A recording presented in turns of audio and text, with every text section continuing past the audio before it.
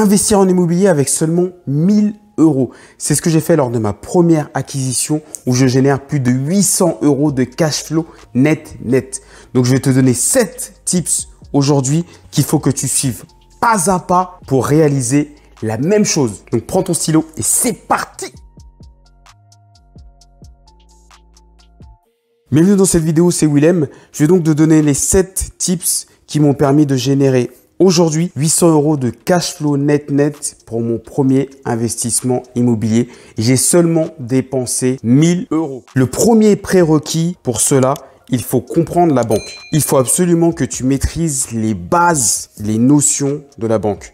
Ce que c'est qu'un différé, ce que c'est qu'un différé partiel, ce que c'est qu'un différé total, ce que c'est un cash flow, même si certains banquiers ne le savent même pas, ce que c'est un encours de crédit, le calcul en différentiel, etc., etc. Il faut que tu connaisses les bases de la banque pour que tu donnes à la banque ce qu'ils ont envie. Donc ça, c'est très important de comprendre comment fonctionne une banque, les systèmes de caution, les systèmes d'hypothèque, les systèmes de PPD. Il faut maîtriser un petit peu toutes ces techniques. Il faut maîtriser les bases de ces techniques avant d'aller voir les banques. Ça, c'est le prérequis très important.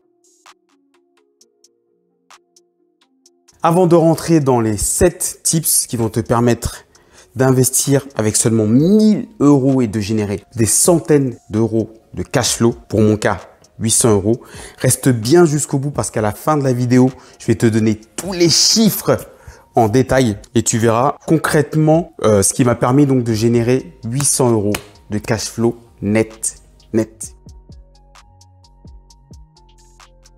Donc, tips numéro 1, la technique de la RP. Quand tu achètes un appartement, si par rapport à la composition de ta famille ou si tu es célibataire ou peu importe, si il est crédible que ce soit ta RP, tu dis que c'est ta RP. Pourquoi? Pour certaines banques, il est plus raisonnable, il est plus rassurant d'investir dans une RP. Donc, la banque va te prêter plus facilement quand c'est une RP parce que c'est simple à comprendre. Tu veux investir dans un appartement, tu veux habiter dedans. Voilà, c'est pas compliqué. L'investissement locatif, il faut montrer les chiffres de la location, il faut prendre 70%, il faut montrer des estimations locatives d'agence, etc., etc. Enfin, il faut pas mal de documents, il faut pas mal de calculs de chiffres. Les RP, c'est pas compliqué, ils prennent 35%. Si ça rentre, c'est bon, on y va. OK? Donc ça, pour la banque, c'est rassurant. Donc, quand vous faites cette technique-là, ce sera plus facile d'avoir les 25 ans et d'avoir donc du 110%. Donc le 110%, c'est quand la banque finance tout. C'est pour faire l'effet de levier. C'est plus facile quand vous dites que c'est votre RP. Mais encore une fois, faites bien attention que ce soit crédible. Donc si vous investissez dans un studio et que vous êtes 4, vous n'allez pas dire que c'est votre RP. OK? Vous avez compris le truc.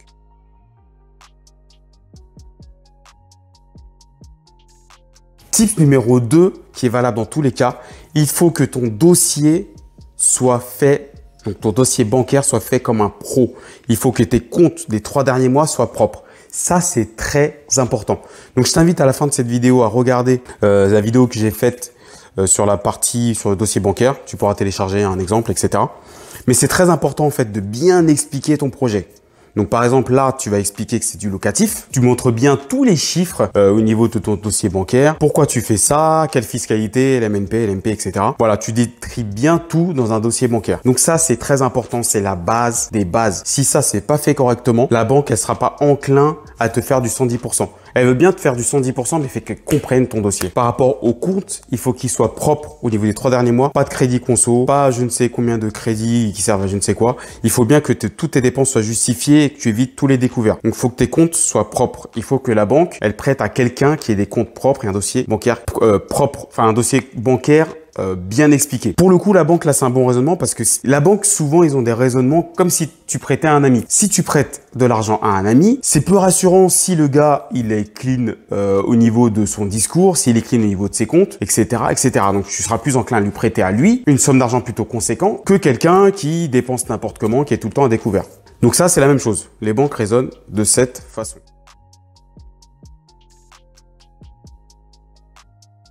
Tips numéro 3, investir sur un bien raisonnable.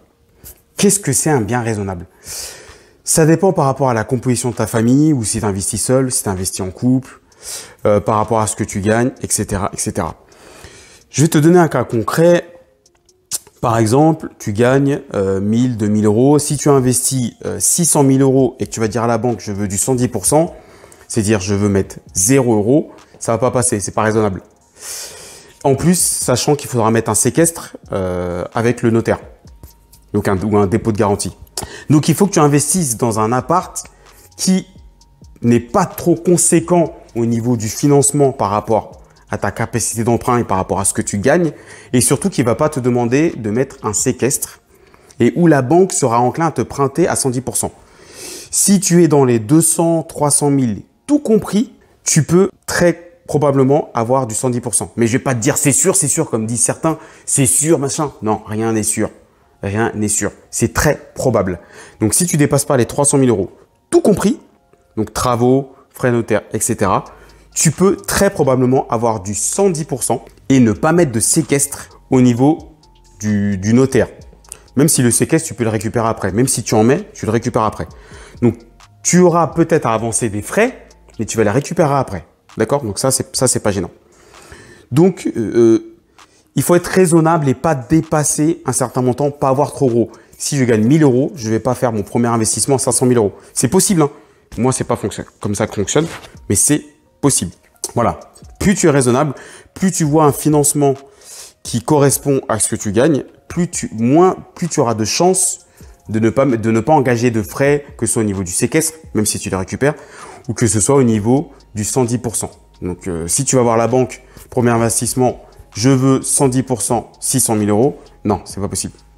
Si tu vas voir la banque, je veux 200 000 euros, sachant que le banquier a une délégation, un pouvoir jusqu'à 1 million, voilà, c'est très raisonnable. Il y a de fortes chances qu'il te prête un 110%.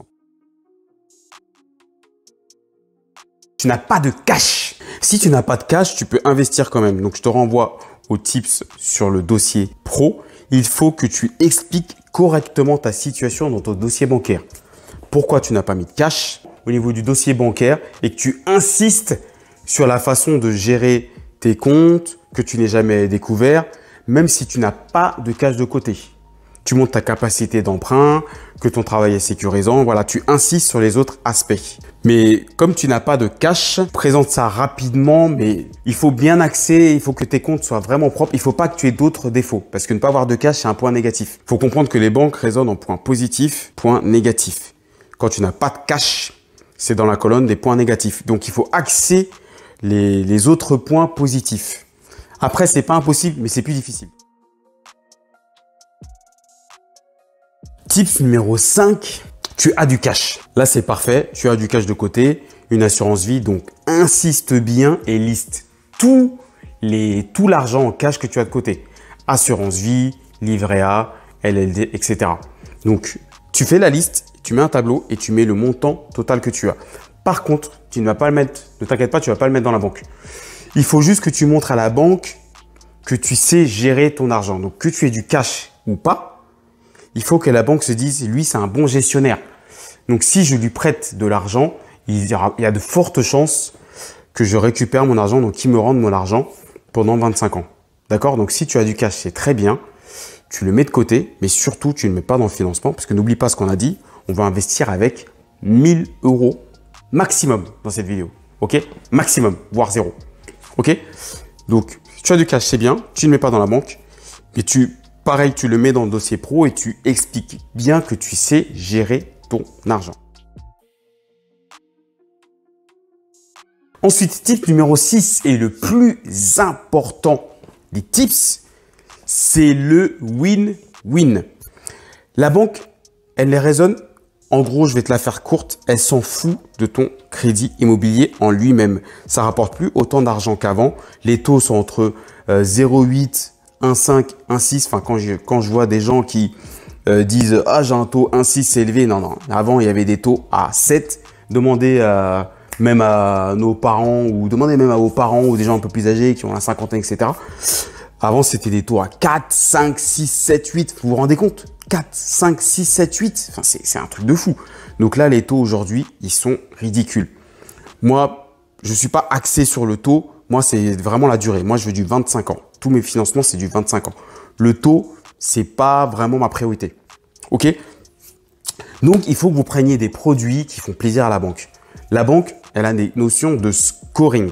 Donc, comme je vous l'ai dit en prérequis, en préambule, il faut comprendre le fonctionnement de la banque. Du coup, vous pouvez prendre des produits, des assurances vie, des livrets, des produits de la banque. Bref, vous prenez tout ce qu'il faut à la banque pour qu'elle soit content et qu'elle soit enclin à vous prêter. Donc, la banque vous surfinance à 110% pour vous arranger. Il est normal que vous arrangez la banque en produits commerciaux pour augmenter le scoring. Vous prenez un compte là-bas et quand vous prenez un compte là-bas, vous allez augmenter le scoring et vous pourrez enchaîner par la suite. Vous prenez l'assurance emprunteur chez eux aussi s'il faut, vous inquiétez pas, vous pouvez changer dans l'année. Voilà, donc bien mettre ces notions de win-win pour que tout le monde soit gagnant. Vous pouvez pas demander un 110% à la banque et dire je mets pas mes comptes chez vous, je prends pas d'assurance chez vous, etc., etc. Win-win, c'est comme ça que vous pouvez avoir du 110% et c'est comme ça que vous pourrez négocier au plus près.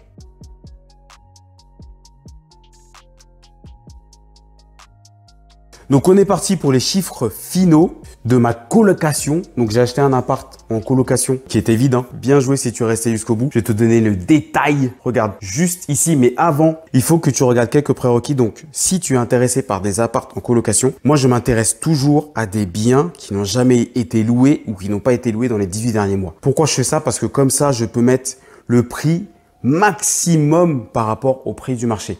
S'il a déjà été loué, tu peux pas mettre le prix que tu veux.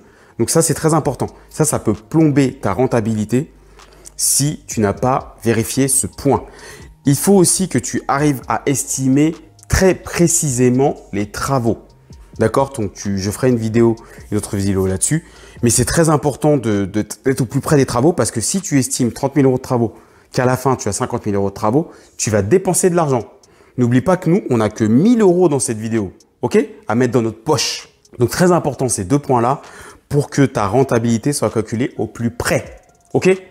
Donc, c'est parti pour les chiffres. Donc, le prix du bien, donc 180 000 euros, c'est très en dessous du prix du marché par rapport à cet appartement.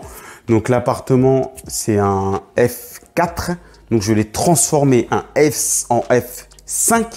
Donc, très important de pouvoir se projeter. Donc, je t'invite à voir cette vidéo qu'a fait Nora qui permet d'expliquer comment se projeter. Donc, au niveau des frais de notaire, donc c'était à peu près 8%, donc ça doit représenter 13 000 euros. Au niveau des frais d'agence, 14 000 euros, mais c'était compris dans le prix du bien. Au niveau des travaux, donc 66 000 euros, et c'est là que tu comprends les 1 000 euros. J'ai estimé les travaux à 66 000 euros avec l'artisan, et on a eu un surplus de 1 000 euros. Donc moi, j'ai même dépensé 0 euros pour mon financement. J'ai juste eu ce surplus-là de travaux. Donc, les 1 000 euros que j'ai dû sortir de ma poche. C'est tout ce que j'ai sorti de ma poche. Donc, l'appartement, c'est un 70 mètres carrés et j'en fais une colocation. J'ai une très grande terrasse. J'ai 4 chambres. Tu vas me dire, ah, mais c'est trop petit pour 4 chambres. Non, t'inquiète pas. Les chambres, elles sont plutôt grandes. Enfin, plutôt grandes, non. Elles sont entre 10 et 13 mètres carrés. Mais surtout, j'ai une grande terrasse. Une cuisine qui donne sur le salon. Donc, l'espace salon, il est plutôt, il n'est pas énorme, mais il donne sur la cuisine. Donc, ça fait un espace sympa, il y a une table bar, voilà. Donc, en fait, il faut s'adapter. Je dis pas qu'il faut pas de salon à chaque fois. Ça dépend, en fait. Il faut savoir se projeter. Il n'y a pas de règle, en fait, en immobilier, où il faut un grand salon, un petit salon. Ça dépend d'où vous habitez. Ça dépend de plein de choses. Donc, nous, il y a un espace, un grand terrasse dans la colocation. Les chambres sont plutôt confortables. Il y a une chambre qui a une douche, voilà. Donc, il faut savoir s'adapter. Ensuite, le prix du bien à l'époque de ce même type d'appartement en 4 pièces, il se revend 230 000 euros sans effort. Quand je dis sans effort, c'est voilà, propre, pas des prestations exceptionnelles. Nous, donc les investisseurs, on fait toujours des prestations exceptionnelles. Donc, on remet tout à neuf, des choses nickel. Ça, c'est le but. Moi, c'est la base. C'est comme ça que je raisonne. Je fais des choses exceptionnelles. Je mets un loyer élevé, le plus élevé possible. Mais je donne des prestations exceptionnelles. Win-win, toujours. Il n'y a pas de win-win dans le business. Ça ne marche pas. OK? Donc, un F4. Donc, si tu as bien écouté, un F4 se revend 230 000 euros environ. Donc, un F5 se revend entre 260. Ça peut même monter jusqu'à 285. Donc, si tu as fait le calcul, l'ensemble de mon investissement m'a coûté 267 000 euros pour 800 € net de cash flow. Au niveau de la mensualité, donc j'ai un différé. Donc c'est ce qu'on appelle une période de préfinancement où je paye là 800 €. Ensuite, au max, je serai environ à 1000 €. Donc en charge, en loyer hors charge, c'est à environ à 2200 € hors charge, loyer hors charge. Ce qui fait 800 € de cash flow net. Et justement, là, j'ai reçu le bilan de ma comptable. Je suis en déficit, donc je ne vais pas payer d'impôts. Le but dans l'immobilier, c'est de réussir dans les 5-10 premières années à ne pas payer d'impôts. Citant LMNP, même LMP, etc. etc. D'accord? Donc, vous voyez que les chiffres sont très intéressants parce qu'on voit que le financement total ne dépasse pas le montant que l'appartement vaut quand il est propre. Et vu que je l'ai transformé en 5 pièces, je fais déjà une plus-value rien qu'en faisant les travaux, puisqu'un 4 pièces, je transforme en 5 pièces. Même si c'est un 5 pièces petit, un 5 pièces vaut toujours plus qu'un 4 pièces. Plus c'est grand, plus c'est cher. OK? Donc, c'est très important et c'est ces points-là qu'il faut regarder dans un investissement immobilier. Je compte sur toi pour te dire l'ensemble de ces tips. Et même si tu es obligé d'avancer le notaire, je te dirais, demande-moi en commentaire si tu es obligé d'avancer le notaire. Je ferai une autre vidéo là-dessus si ça t'intéresse. Mais même si tu avances les frais de notaire, il y a toujours moyen de récupérer cette somme. Il faut savoir que en investissement, c'est le maximum que je mets. Et je mets ça vraiment sur des très gros montants. Donc à partir de 300, 400, 1000 € minimum. Donc ça, c'est pour le prix du bien et financement total 500 000 €. Donc à partir de là, je peux accepter de mettre les frais de notaire. Mais même si dans ce cas-là, je peux les récupérer.